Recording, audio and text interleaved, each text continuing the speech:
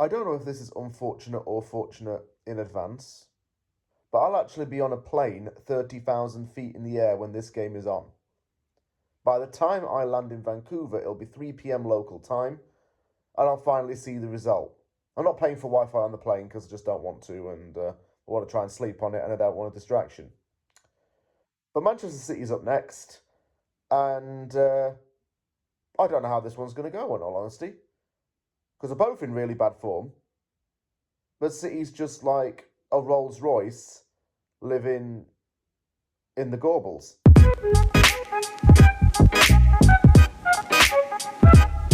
Michael Owen did say that he would find it hard for City to make the top four this season, and people laughed at him. But he had a point, and he stuck by what he said, and he actually is being proven right. He saw this collapse happening.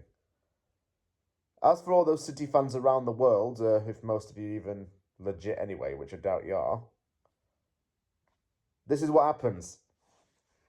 Dynasties don't last forever. And Cities is going to come undone very, very soon. In fact, I think it's actually happening right now. It'll take a few players to go and a manager to go for things to really start to unwind. So I hope you enjoyed the success while you could, because it's not lasting. Guarantee you that. Things were going all, smoothly and hunky-dory until November came. In fact, City failed to win a game in November, conceding 8 goals and scoring twice in the league.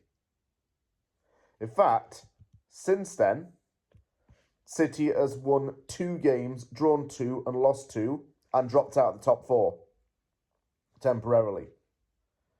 The last result was a 2-0 away win at Leicester City, but that wasn't difficult for them. They've lost the Manchester Derby, they lost to Aston Villa, they lost to Liverpool, they drew with Crystal Palace.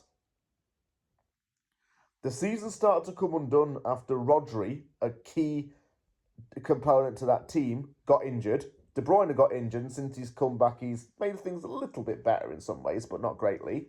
And Haaland is on an inconsistent goal drought. Yeah, fair enough, he scored against Leicester, but he wasn't scoring frequently before then.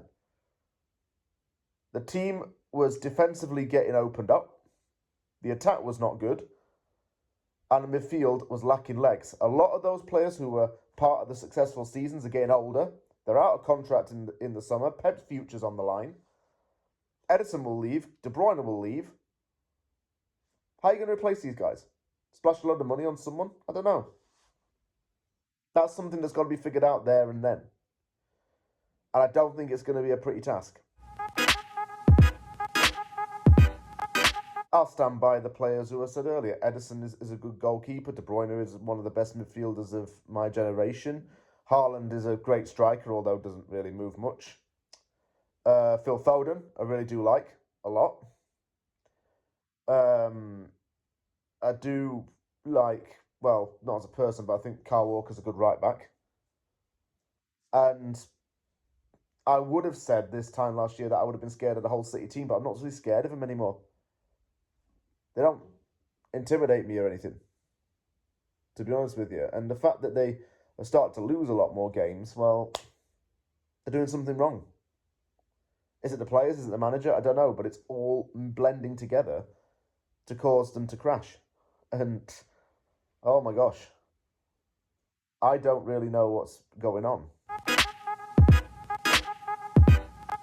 For the player who played for both, Pablo Zappaleta has to come to mind. Loved him in time that he was at West Ham. He really was a credit to this club. He was also a credit to Manchester City as well, bear in mind.